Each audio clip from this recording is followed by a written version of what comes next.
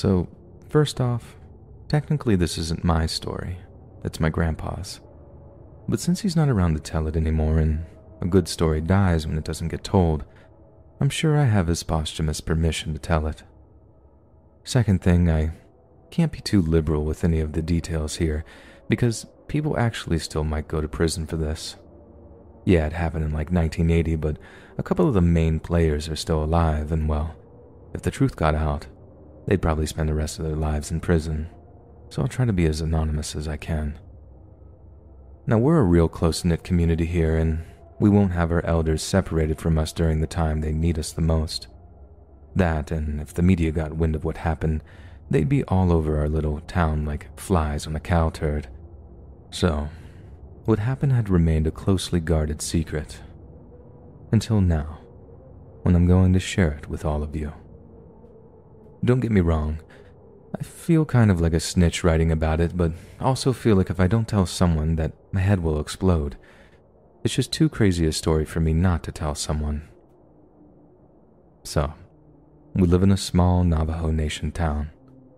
At a split of about 70-30, it's mostly white European, but there are a fair few of us full-blood Navajo around, and my family is one of them. According to my grandpa, 9 full-blood Navajo guys from our town ended up getting drafted for service in Vietnam. 4 of them got killed, 1 went MIA, and out of the 4 guys that came back, only 2 stayed around town and tried to settle back into life again. One was my grandpa, and the other was a guy we'll just call Cody. So both Grandpa and Cody both start families at around the same time. Both have 2 kids, they work in the same place, they basically have like parallel lives.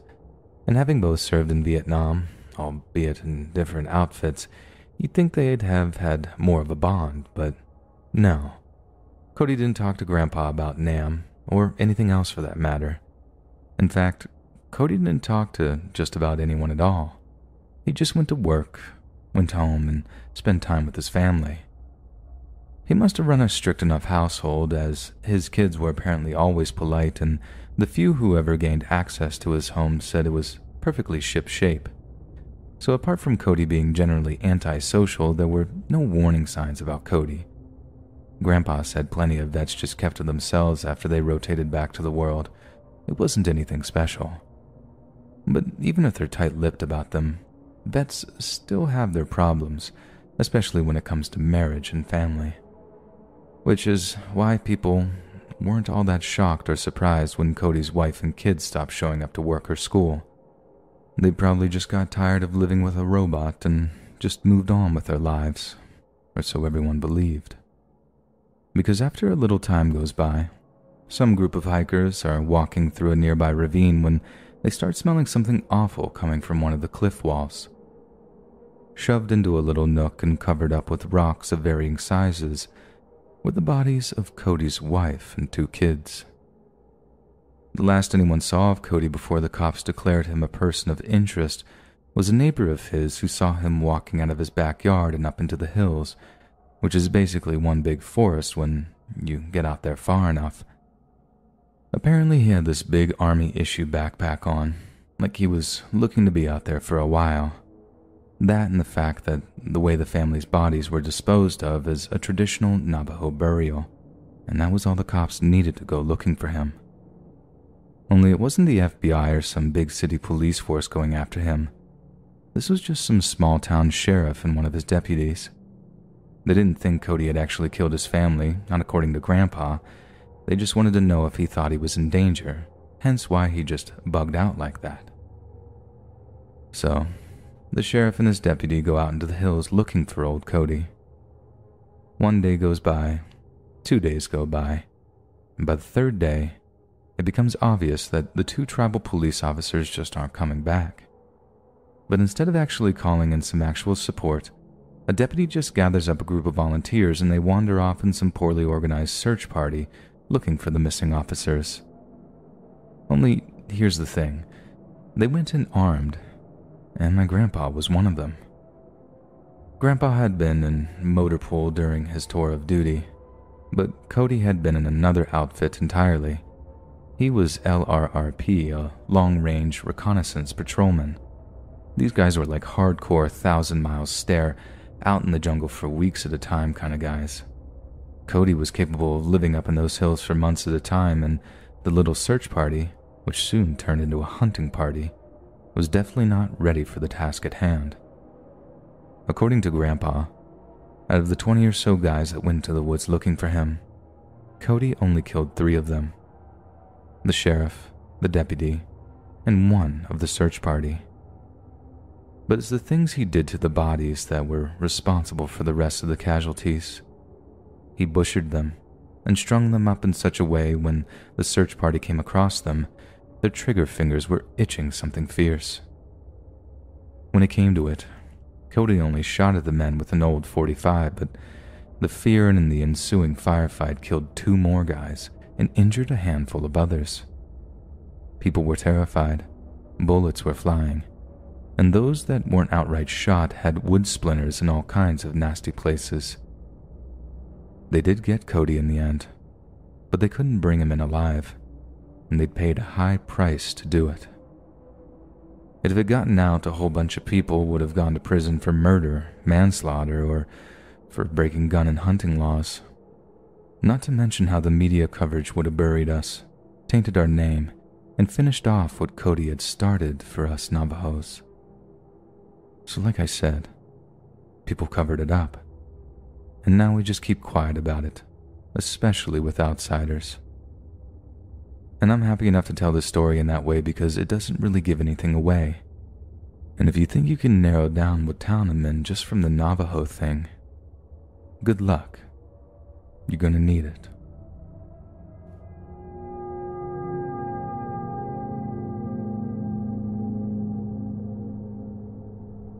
A few years back, I was driving through the Pine Ridge Reservation over in South Dakota. I'm half Sioux myself, and although I don't actually live on the reservation, my commercial freight takes me through Pine Ridge and Rosebud a whole lot. So one night, it's pretty late, and I just passed through a small town called Ogala on the way to Pine Ridge. I've been holding in my bladder since Ulrich's, telling myself I could hold it until I got to Pine Ridge and the gas station I'd usually stop at when everywhere else was closed. But nope, all of a sudden my bladder starts hollering at me, and I'm at that age where I can't really be rolling the dice on those sorts of things anymore. So I do what anyone else would have done and pull over to answer nature's call. Now, I'm on a stretch of dark road, and I just so happen to pull over the only stretch that's flanked by trees on both sides of the road. I'm about to pee my pants, but the last thing I want to do is cause an accident, so I flick on my hazard lights just to let people know I'm there, and then hop out of my truck to do my business. Right as I finish up, and I'm about to turn back towards the truck, I hear something moving through the trees to the left of me. Then, right before my eyes, the shadow emerges from the tree line. The hazard lights are only partially illuminating him, so I can't see his face or make out much detail about him. But there is one thing that I can see, thanks to the sliver of light flashing off of it, and that's the big old butcher knife in the man's grip. I shift a little in place to face him, and he hears this and turns to face me. I'm slowly backing up, telling the guy to take it easy, and the whole time I'm hoping he's not just about to rush me, but boy am I expecting it. When I finally spoke, it wasn't in the least bit reassuring.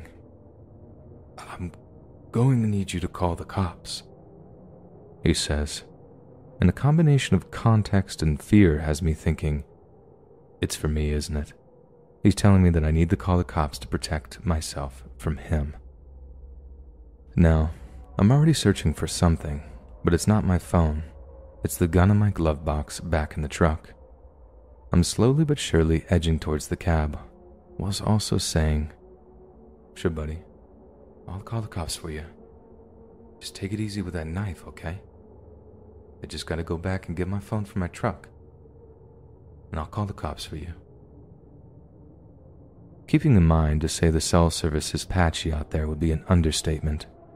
I guess it's improved in the time since this whole incident happened, but at the time, I'd have no more relied on a cell phone on those roads than I'd rely on a chocolate coffee pot. But I most definitely could rely on that 38 special, and that's all that was on my mind. I get this brief moment of relief when I'm able to get the gun out of the glove box, all without the guy seeing. Or maybe he did, and he just didn't react, because I show him my phone before asking why he needs me to call the cops. If he said anything remotely creepy, I was ready to put every bullet into him at that roadside, knowing not a jury in the land would convict me given the circumstances. But his answer wasn't creepy. Harrowing, sure, but not creepy. And when I heard it, I put the gun back in the glove box and got out of my truck again. He told me he'd gone into the woods, intending to cut his own throat with the knife. But when he got there, and actually went to go through with it, he couldn't do it. He said all he could picture was his young daughter hearing the news that he died and how he couldn't do that to her. Then he just broke down. I didn't know what else to do, so I got him my whiskey flask and gave him an awkward, masculine there. When he calmed down a little, I told him if he tossed the knife, I'd drive him into Pine Ridge to the hospital there, so he could maybe check himself in, get some help or whatever. Initially, he just refused, and what I said next almost didn't come out, because I was still worried he might just start stabbing me. But I felt the fear and said it anyways. Do it for your daughter, man. Do it for her. At that, he tosses the knife into the woods and walks around to the passenger side of my truck. After I dropped him off at the hospital, all I knew about the guy was his name was Jacob. So it wasn't like I could just go look him up or whatever, which sucks because I would have liked to have seen him again, just to see how he's doing. But no, that's not how life works, is it? You just don't get the storybook endings you want all the time, and sometimes you're just left to hope and wonder. I hope Jacob is okay, but sometimes, in the darker moments, I wonder if he finally found the courage, or the despair, to go through with it.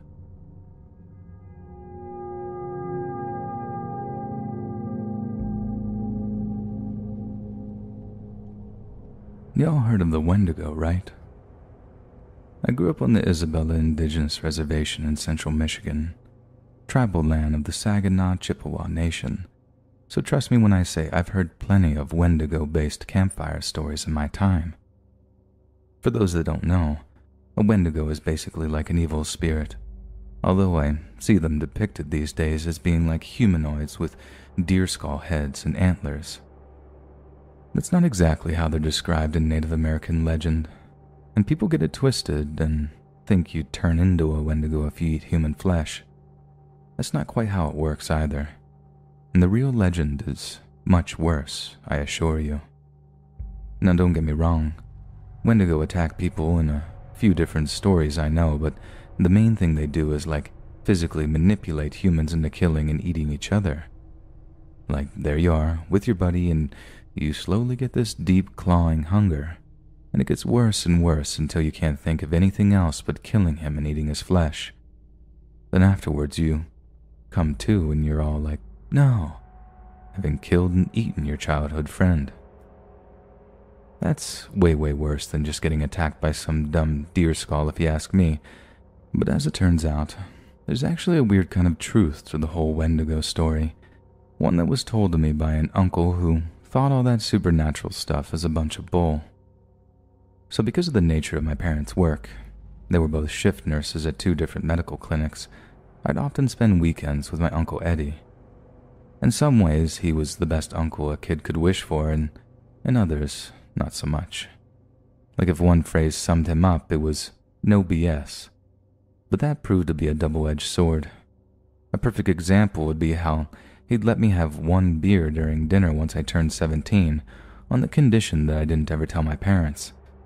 But then, the time I tried to crash at his place when I was 19 and blasted, he kicked my butt and called my mom first thing in the morning. I mean, I know it was tough love, I get it, but I was grounded for a month, and I was not his biggest fan around then.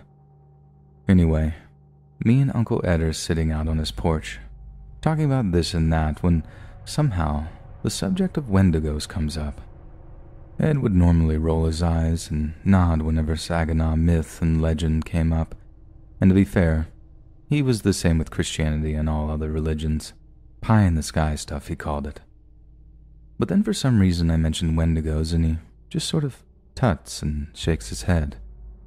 He starts telling me how some myths and stories and legends or whatever are frightening because there's this kernel of truth to them. Some things are just made up to teach a lesson, while others are true stories with the fabrications being just muscle on a very real skeleton. I ask him what he means by that, and that's when Uncle Ed turns to me with this deadly serious look and was like, "Wendigos are real, kid. There's a science behind it." Obviously, my jaw is just on the floor at this point. Here's no BS Uncle Ed telling me that Wendigos are real, so I'm very, very much inclined to believe him. I figured there's some twist coming, though, because there's no way Ed was about to tell me that evil cannibalistic spirits were real, and boy was I right. So, Uncle Ed tells me that a lot of the reports of cannibalism among Native Americans are just ridiculous BS. The only ritualistic consumption of human remains occurred with certain southwestern tribes who used to drink the ashes of their dead. And despite being a little weird, there's no danger of getting sick from drinking a little ash. But that doesn't mean that there were 0 incidents of eating human flesh by Native Americans. And evidently the Wendigo myth is partially a cautionary tale against doing so. My uncle says that it all stems from a particular disease you get as a result of eating human flesh, a disease that's called kuru in some areas of Southeast Asia. Basically, there's a special kind of protein in human bodies, and if other humans ingest it, it can really mess them up. But it's the symptoms of this kuru thing, and that's where the Wendigo stories come from, and they come in 3 distinct stages. The first kind of make the cannibal look like they're drunk. They can't walk straight or talk right, and they tend to sway back and forth on the spot. And the second stage is where people must have gotten the idea of a monster from, because this involves some pretty serious mood swings and outbursts of involuntary laughter. Seriously, imagine that. One minute a person is all sad and depressed, the next they're angry at you for no reason while they're laughing their butts off. Kind of reminds me of that Joker movie, you know? Laughing even though you don't feel like laughing. But there's a third and final stage that I think is the basis for some of the Wendigo imagery. The condition gets so bad that after a certain amount of time being infected, the person can't actually move properly anymore. I mean, they can drag themselves around, but not for long. And it's around that time that they also lose the ability to swallow anything other than water. So, no feeding yourself. No moving around. You're basically a skeleton within a few weeks, a living skeleton that can only groan and maybe even lash out in confusion at those that try and help you. All of a sudden, the connection between starvation and cannibalism and the imagery and the lore of the Wendigo becomes pretty clear to me. People just build up a myth around the idea, and over time, the raw truth behind the monster became lost among legend. I remember just sitting there kinda dumbstruck, thinking like, if that's true, if Wendigos are true, what else is real? Thankfully, Ed didn't have any other stories about how vampires or werewolves were real, but did say he suspected, just like the Wendigo, there was a horrifying tidbit of truth to most other seemingly fictional monsters, and it was just a case of using science, history, and basic logic to figure out what those things might have been. But honestly, I don't know if I want to figure them out. The world would seem far too scary if I somehow found out that all the monsters in it were somehow real.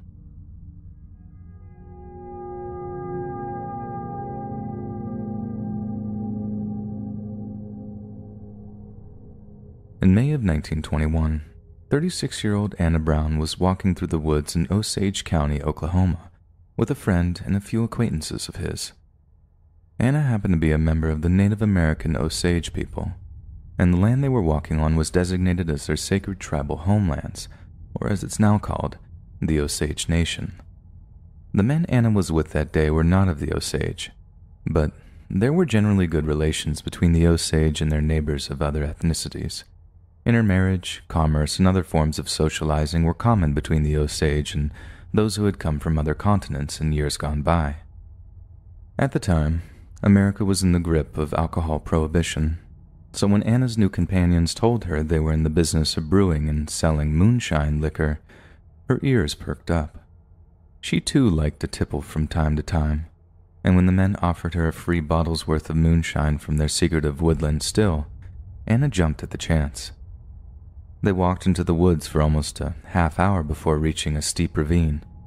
The men told Anna that their moonshine was still at the bottom of it, but when she looked, she couldn't see a thing. It would turn out that the view of the ravine, rocky and dotted with skeletal trees, would be the last thing Anna Brown would ever see. One of the moonshiners walked up behind her, placed a small Derringer pistol to the back of her head, and pulled the trigger. She was dead before she hit the dirt. Her body was then kicked into the ravine where it lay until it was discovered, horribly decomposed by a group of hunters. The bullet wound to Anna's head was so incredibly small, and her body so badly decomposed that initially the cause of death was put down to complications resulting from alcoholism or death by misadventure. It was only much later that the bullet wound was found, and what at first had been put down to a simple accident turned out to be just the first of many deaths that mark something much more sinister. It was the beginning of what became known as the Bloodland Murders. In October of 1897, 24 years before Anna Brown's murder, the Phoenix Oil Company were drilling a series of oil wells in the Osage Reservation. Prospectors had determined that there was a huge reservoir of crude oil underneath the land, and it was just a matter of finding the right spot to drill. It took the oil workers months to do so, but by October, they managed to drill their first successful oil well in Oklahoma Territory at a place called Butler Creek. Then, in 1901, the Phoenix Oil Company absorbed its competition, becoming powerful enough to lobby the Bureau of Indian Affairs into subleasing the eastern part of the Osage Reservation to them until 1916. But another clause was written into the contract too, stating that despite the eastern portion of the Osage Nation being auctioned off, the lion's share of the subsurface mineral rights, including oil, were to be owned by the Osage Nation and held in trust for them by the federal government. The history of the United States government's dealing with the Native American peoples is objectively one punctuated by betrayal, pain, and death. But the Osage mineral rights decision seems to be a relatively rare example of the U.S. government conducting themselves in an honorable and benevolent manner. So much so that, by the early 1920s, the Osage Nation were receiving incredibly lucrative revenues and royalties from crude oil sales, making them some of the richest people in the entire United States. Look at it this way. By the time royalties peaked in 1925, a family of 4 who were all on the royalty allotment roll earned $52,800 a year, which is just under $600,000 a year in today's economy. Think of it like a miniature Saudi Arabia. Families stricken by historical poverty are suddenly flush with cash, so much that they had no idea what to do with it. But the wave of wealth that swept over the Osage Reservation did not go unnoticed by those of European and other non-native heritage. And what in the past had been a rather cordial relationship with the indigenous people turned sour, with greed and jealousy replacing peace and harmony. As it turned out, Anna Brown was one of those in receipt of royalties. Since she was a divorcee, Anna's probate awarded her estate to her mother, Lizzie Kyle, who had inherited the head rights for her late husband and 2 daughters, and was collecting thousands of dollars a month in royalties. Next in line to inherit Anna's royalties was Anna Brown's cousin Charles Whitehorn. But Charles hadn't shown up to Anna's funeral a few days after her death, and when his kinsfolk went looking for him, they found something horrifying. Charles had been shot in the head, much in the same way that Anna had, and doctors put his date of death around the same day Anna was killed.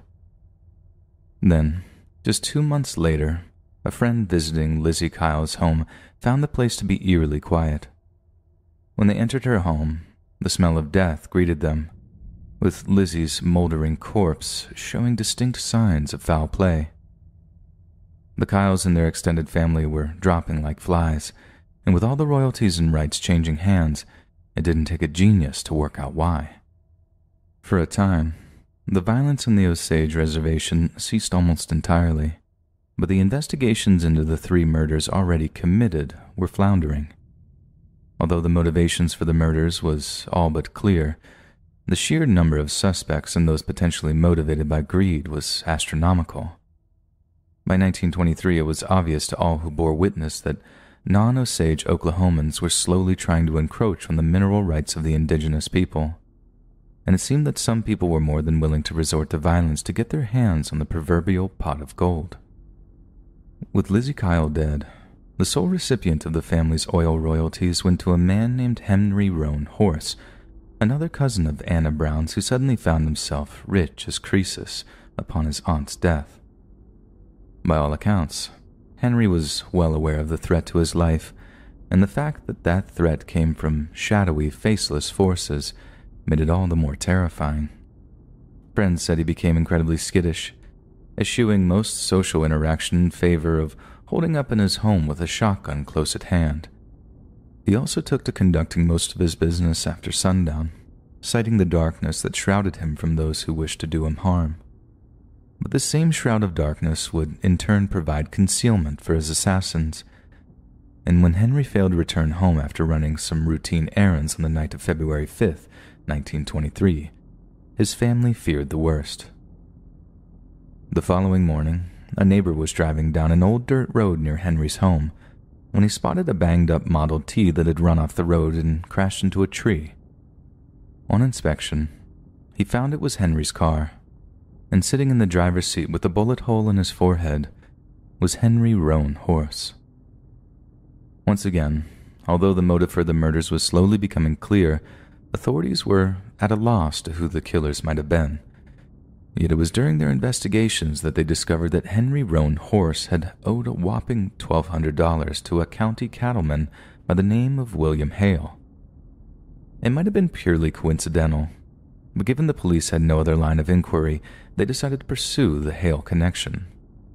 Lo and behold, they make another significant discovery that Henry Roan Horse's $25,000 life insurance policy had been changed less than a year prior, making the sole beneficiary of the policy none other than William Hale. It still wasn't entirely clear what was going on in the Osage Reservation, but it was clear that Hale was inextricably involved.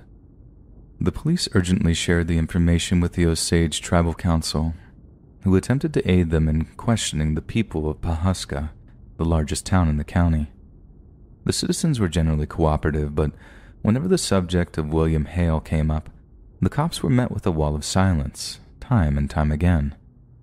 Those who didn't appear to have some personal reason to defend Hale were simply too scared to speak out against him, and police began to piece together a web of bribery and intimidation which amounted to Hale rolling over Pawhuska with an iron fist. Police knew they'd have to act fast and put together a case against Hale before he could make another move. But tragically, they didn't act fast enough, and the Bloodland murders continued. About a month after the murder of Henry Roan Horse on March 10th of 1923, Bill Smith was relaxing at home in the small Osage town of Fairfax. The house was most definitely an opulent one by contemporary standards. Bill was a businessman who did rather well for himself, but the family was in receipt of a sizable secondary income stemming from his wife having inherited the oil royalties of her deceased relatives. You see, Bill was married to a woman whose maiden name had been Rita Kyle, Anna Brown's sister, and Henry Roan Horse's cousin. She was next down the list, heir to the family's fortunes, and we can only assume she was all too aware of the massive threat to her safety. The Smiths were so wealthy that they were able to afford the help of paid servants, and we can also assume that they had the will and the way to hire armed guards to protect the family home. This might well account for the change in the assassin's methods. In the previous murders, the victims had been betrayed or ambushed and then shot, whereas in the case of the Smiths, a much deadlier and more volatile weapon was used. For on that day, all was quiet as Bill relaxed in the drawing room, while his servant girl, Nettie Brookshire, aided Rita in the kitchen. Suddenly the entire floor seemed to rise up around them. Fire and flame licked their faces, then everything went black. Moments later, Bill Smith awoke among the rubble of his home, coughing and spluttering, his body almost torn apart by shrapnel and falling debris. He had just survived a bomb attack on his family home, an attack that had killed Rita and Nettie instantly. Investigators determined the device was made up of around 5 U.S. gallons, that's 19 liters of nitroglycerin. A bomb that size could have leveled a structure 3 or 4 times the size of the Smith family home. Whoever had planted it wanted them dead, but they obviously wanted to send a message too. As he lay in his hospital bed, slowly dying as a result of his wounds, Bill Smith gave a statement implicating the men he believed to be behind the bombing attack. Unsurprisingly, the name William Hale came up, along with several of his close henchmen. Just 4 days later, Bill passed away from his wounds. He was the latest victim of the Bloodland murders, but he most certainly wouldn't be the last. It seemed word had gotten back to Hale and his shadowy associates that cops were sniffing around his businesses, and from what followed, we can only conclude that he wished to accelerate his nefarious schemes before he could be arrested and charged. On June 28, 1923, William Hale and an associate of his helped an Osage man named George Bighart onto a train bound for Oklahoma City. Bighart had purchased some counterfeit liquor from Hale's associates the night before, and after drinking his fill and passing out, woke up feeling like death. He complained to Hale, who apparently set him on his way to an OC hospital after promising to pay his medical bills. Indeed, on his arrival at a hospital, doctors told George Bighart that he appeared to have ingested bad alcohol, but it appears that Bighart had his own suspicions. He asked the doctor if it was possible that the whiskey had been poisoned, and in light of Hale's associate being an experienced moonshiner, he would have had to have been very unlucky to have been given the one rare batch of bad alcohol produced. But Bighart knew more than just bad luck was at play. After all, he too was in receipt of mineral royalties, and he was worried the open suspicion around Hale made him a target of the cattle baron's increasing paranoia. Whilst at the hospital, Bighart requested the services of renowned Pawhuska attorney W. W. Vaughn. Vaughn accepted Bighart's request, and the two men met that night to discuss William Hale's involvement in the murders, not simply as the mastermind either, but as a front for a large and shadowy network of greedy corporate usurpers. Yet Bighart's words were not just wild claims, and he claimed to know where and how to access incriminating documentation. W. W. Vaughn hurried back to his offices, and there's evidence that he boarded a night train back to Pawhuska that very same evening. But the following morning, when the night porter came to wake Vaughn from his berth, he discovered the attorney was nowhere to be found, and that the berth had not been used at all. To those expecting him in Pawhuska, it appeared that W. W. Vaughn had never boarded the train in the first place. In reality, his lifeless body was lying by railroad tracks near Pershing, Oklahoma, just 5 miles south of Pawhuska. His skull had been crushed by repeated blows from a blunt object, and round about the time his corpse was discovered, George Bighart died as a result of the counterfeit liquor he'd ingested, liquor that we can safely assume was poisoned. Over the next few months, 13 other full-blooded Osage men and women turned up dead around the Osage reservation. All were either in direct receipt of oil royalties or were the guardians of those too young or infirm to properly manage their finances. And to the horror of the entire county, the bodies just kept piling up. By 1925, a grand total of 60 wealthy Osage had died in suspicious or outright murderous circumstances, and it wasn't by happenstance that the inheritors of their wealth were their local lawyers and businessmen, marshaled by the bloodthirsty kingpin himself, William Hale.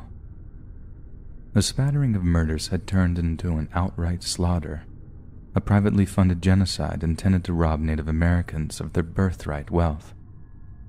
And what was worse, those at the helm wielded power and influence that rivaled the local government and police, so going after them on a purely local level would be near impossible. But enough was enough, and in 1925, Osage tribal elders met with local law enforcement to discuss reaching out to the Bureau of Investigation, which would later be renamed the FBI.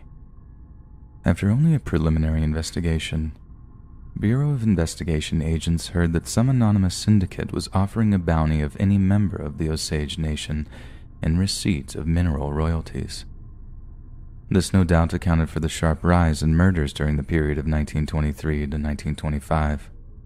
In light of uncovering such a vast conspiracy of murder, tantamount to genocide, the BOI sent in some of the best agents available to them, and it's worth noting that this crack investigative team included some rather interesting characters. It included a former sheriff of Las Cruces, New Mexico, rumored to have been a gunslinging outlaw before his proficiency at killing bandidos resulted in him being offered a marshal's badge. Joining him was a former Texas Ranger, similarly more suited to scouting and guerrilla warfare than the intricacies of detective work. But making up for the Ranger's shortcomings would be veteran BOI agent Frank Smith, pistol in one holster, red tape in the other, along with John Wren, an American Indian of the Utah Nation who had cut his teeth being a spy for Mexican revolutionaries. After a few months of investigation, the team came back with their findings. It was discovered that Anna Brown and Rita Smith had a sister, one by the name of Molly Kyle. And as the team built a picture of the social network that ran through Osage County, they made an alarming discovery. Molly Kyle was married to a man named Ernest Burkhart, who happened to be none other than William Hale's nephew. The blood-soaked chess game was revealed. Hale intended to marry his family into the Osage, then kill off all who stood in the way of his nephew's wife gaining the maximum amount of oil royalties. Only a handful of Molly's relatives remained, and the threat to their lives was massive. As a result, the BOI swept in, arresting Hale, his nephews, and one of the ranch hands they hired, charging all of them with the murder of Molly Kyle's family. They were also formally charged with the murder of Henry Roan Horse, and since he'd been killed on the Osage reservation land, it allowed prosecutors to bring the full weight of the federal government down on the man who called himself the King of the Osage Hills. Yet despite the apparently airtight case against Hale and his henchmen, attempts to condemn them to prison floundered time and time again. 2 of the henchmen died before BOI investigation was completed, thus escaping justice. And in spite of Hale and his associates being convicted in state and federal trials from 1926 to 1929, federal prosecutors were plagued by changes of venue, hung juries, appeals, and overturned verdicts.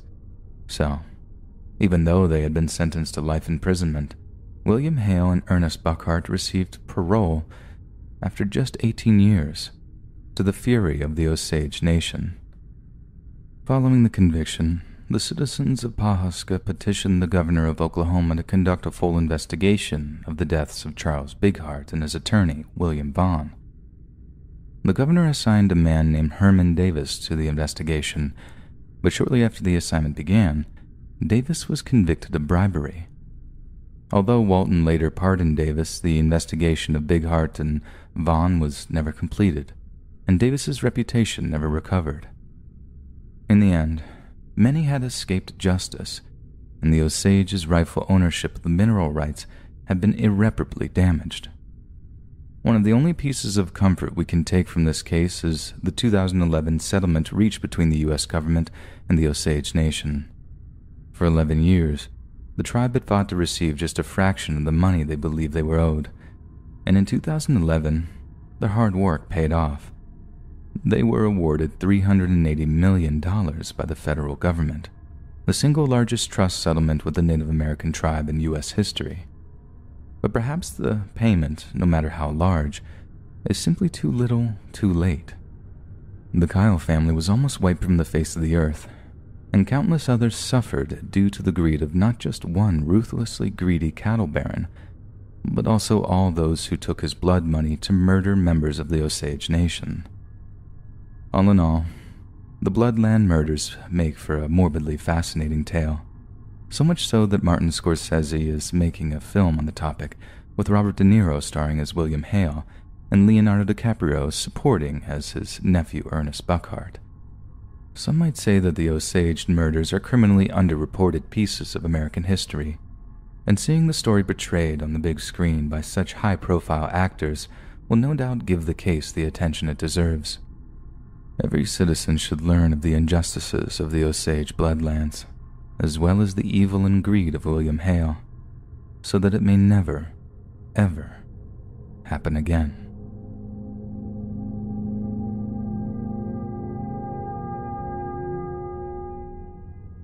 My name's Brian. I'm 20 years old from the UK, and I've been into hiking and backpacking and camping for as long as I can remember. But as much as the UK has some great places to go trekking, my most memorable trip by far was one to the North Carolina section of the Appalachian Trail. That thing is like the mother of all trails. It just goes on and on and on. In fact, I'm pretty sure you could walk up and down the UK like 4 times and you still not walk the equivalent of the Appalachian Trail. I'm not going to lie and tell you I walked the entire thing. In fact, I don't even think I walked half of it. But the section I did trek through was around the western portion of North Carolina. It made for some great hiking, mainly because one of the guys we were with knew that section of the trail like the back of his hand. I think maybe he'd grown up around there, or maybe he'd mentioned going to college around there, but either way, he happened to mention that we'd be passing a Native American reservation. Hearing this, my ears prick up. I ask him which one it is and how far. The moment he said the word Cherokee, my heart just about skipped a beat. You see, when I was a kid, I was obsessed with the Native Americans. Every Sunday, my mom and dad would take me and my sister round to our granddad's house, and every Sunday, me and him would sit down and watch an old Clint Eastwood Western film. My mom used to kick off whenever there was any gratuitous violence or swearing, but I loved it, and Granddad would just tell her to bugger off, and so I could learn something from history, as he was fond of putting it. My little sister wanted to be a cowgirl, and I think that might have played a part in her working with horses in her adult life. But me, I wanted to be an Apache brave, whooping out my war cry as I bore down on the European invaders. Granddad used to playfully tell me off for sticking up for the baddies, but I think deep down, he understood the attraction. The Native Americans were the underdogs, portrayed quite cruelly sometimes, but the underdog nonetheless. Of course, you'd get angry if people took your home like that, and it's not an indictment against America or anything, that's just how I saw it as a kid. Even when I was at uni studying history, I picked 3 modules which focused on Native American history or U.S. westward expansion, one of which was all about the Trail of Tears. Those of you that don't know, it was mostly Cherokee that were forced out of their homes in the forced migration known as the Trail of Tears. There was a time in uni when I felt like I knew and understood the Cherokee more than my fellow Brits, and so faced with the fact that actually visiting their tribal homelands, mate, I jumped at the chance. I asked our guide if there would be any issues with us taking a little detour onto the reservation, telling him I was beyond interested in paying it a visit. He told me that reservations are private land, just like anything else, and if we were caught trespassing, then we would be arrested by tribal police. However, he also explained that if we were respectful and maybe even called ahead, we might be able to get ourselves an informal pass to hike through the reservation, and maybe even spend the night there. I did everything just shy of beg him to make that call, and I crossed every finger and toe I had as he managed to get through to the Eastern Band of Cherokee Police Department. I think I'd have crossed my bollocks too, had that been physiologically possible. In the end, it was good news, and Officer Toinita told our guide we were more than welcome to stop by the nearby town. The Eastern Band of Cherokee are apparently very welcoming to tourists, and there's even a little museum they have where visitors can learn a bit of Cherokee history. As for roaming the hills east of town, as long as we didn't tread on anyone's metaphorical toes, she didn't think there'd be any problems.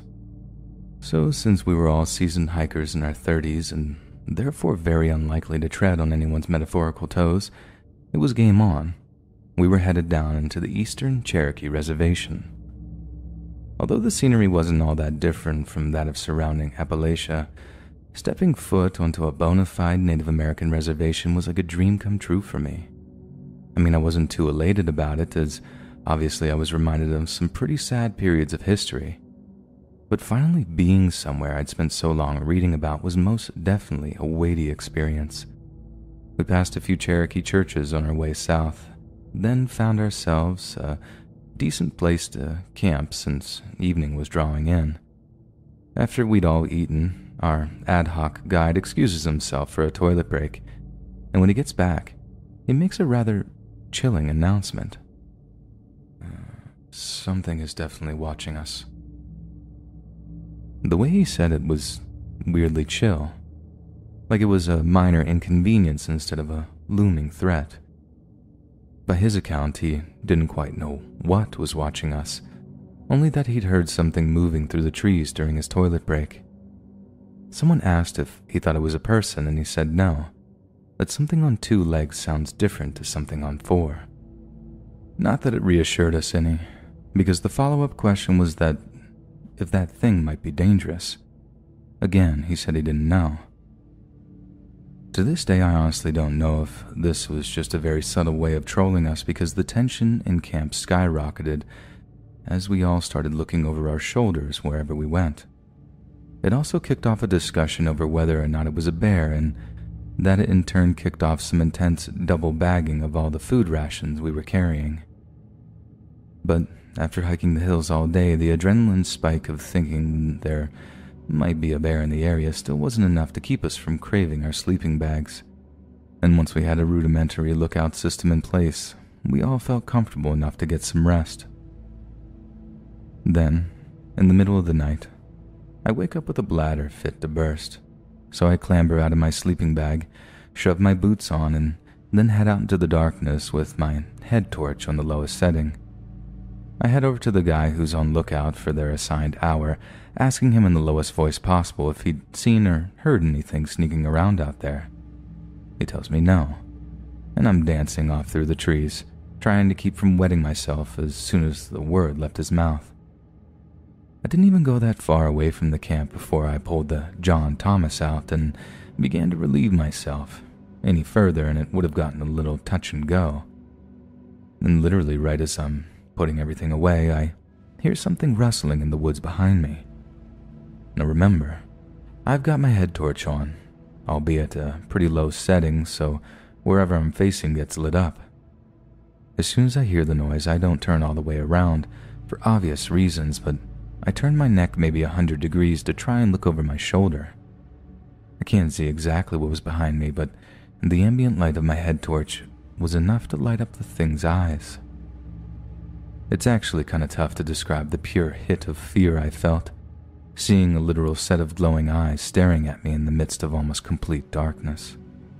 And sure, glowing eyes are the stuff of nightmares on the best of occasions, but it was where exactly the eyes were that was so completely and utterly terrifying. I'm about 5'11" on a good day, and these eyes were higher up than my line of vision. If I had to hazard a guess, it seemed like the glowing eyes belonged to a creature maybe 8 or 9 feet tall. Again, I'm not sure words can even broach the crushing terror I felt when all this registered in my head. Like in the microseconds that followed seeing the eyes, the rational side of my brain is like, sorry mate, we've absolutely no rational explanations for this one. While the irrational side of my brain is like, you're about to get ripped apart by Bigfoot.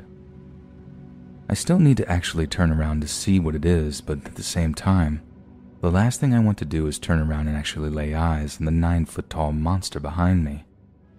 So, There were these few horrible seconds when I was just completely frozen with fear. Finally, I spin around, not even half ready to take on whatever ginormous beast is waiting patiently to attack. The spin is accompanied by this weird yelp, a noise I've never made before or since. That was a mix between just get it over with and please don't kill me.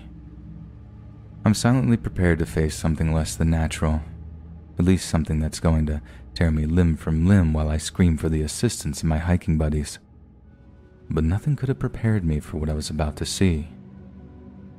Because when I spin around, the first thing I can see is this tough, stony skin. It looked like pure rock, like the thing's skin itself was made of stone, which I suppose is why it made so much sense when I realized I was looking at a large boulder set into the hillside. Atop this boulder, the thing with the glowing yellow eyes was nothing more than a mountain goat. That thing was twice as scared of me as I was it, and as it scampered off through the trees, bleeding as it went, I found myself breaking out into this kind of manic laughter as the result of the tsunami of tension suddenly broke. I'd literally never been so scared in my life.